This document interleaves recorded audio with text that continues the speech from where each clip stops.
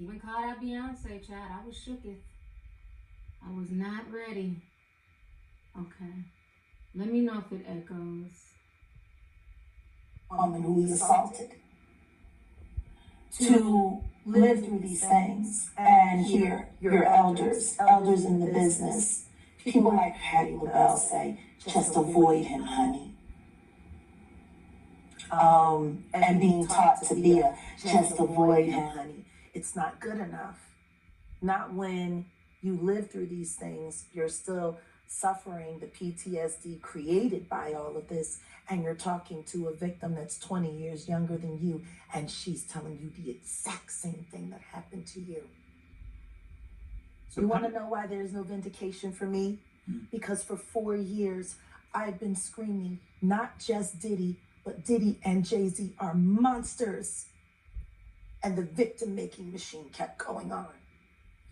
Jay-Z has been notable by his silence since these charges were brought against Diddy. Why do you think that is?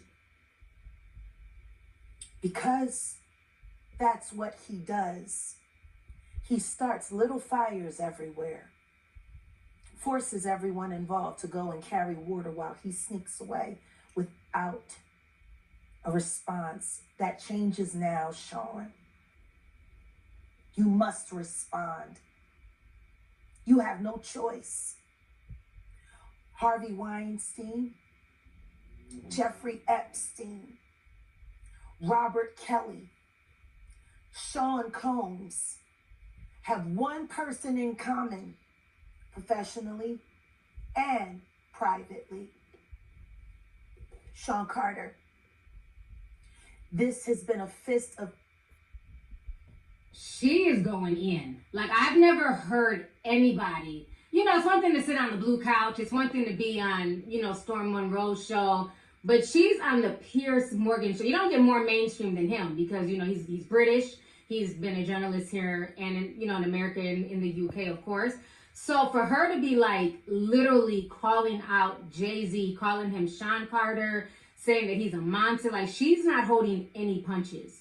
And you can tell, look at Piers Morgan's expression. You can tell that even he's nervous. Like, he's kind of scared. He's not ready for her to go the way that she's going. So we're going to keep listening. Tyranny that has been punching through our culture and our society for decades. It must stop. There's been obviously a lot of cruelty-free artistry. Right, there's been a lot of rumor mill about what has happened in the rap world.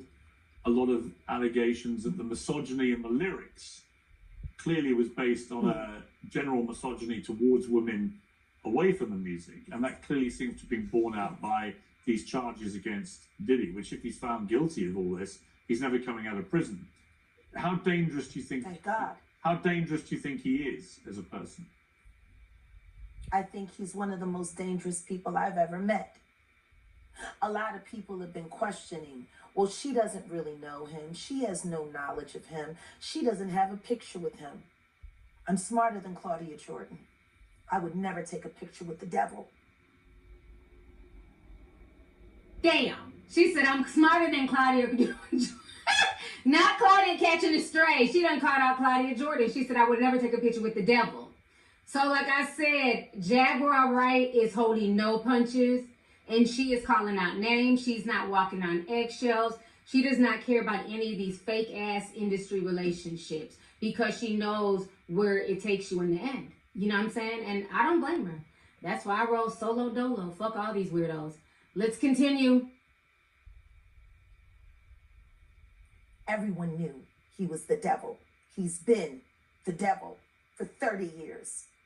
He's been covered and protected by not only Clive Davis, but Lucian Grange.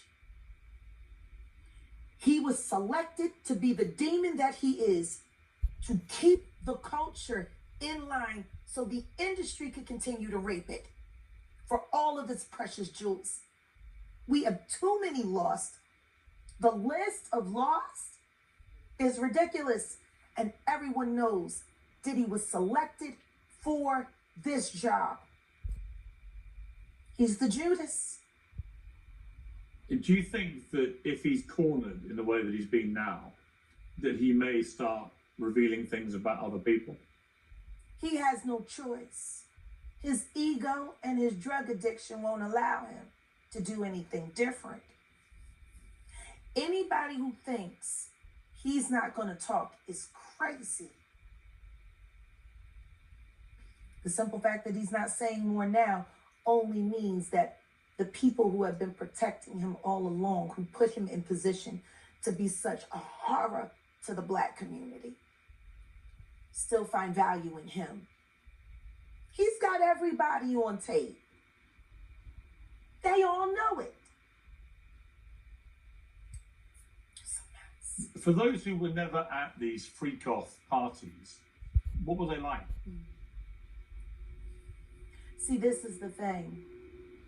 Everything that I'm about to say to you is not my firsthand knowledge. It is my firsthand witness account experience. I was a sex worker. I was a dominatrix before I got my record deal. That's how I know how the dark world and the sex world and the entertainment world run hand in hand. That's why the movie Blink Twice is so important. Salute to Zoe Kravitz. The sex workers that I have worked with throughout the years and continue to work with even to this day have worn hidden cameras. I have my own tapes. I've seen what they do. The ritualistic behaviors, the drugging, putting girls in the suitcases, dumping them in alleyways. It's horrifying.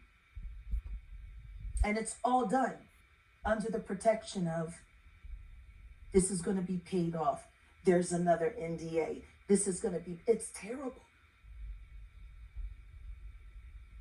It seems to have been something that a lot of people knew about, but people were simply too scared to talk about. Everyone knows. And every person that's sitting there trying to act surprised knows very well. The whole point of this, like Cat Williams said when he sat with Shay Shay earlier this year, the whole point of this is for them in a coordinated effort to pretend like none of it is real for the public's perception. But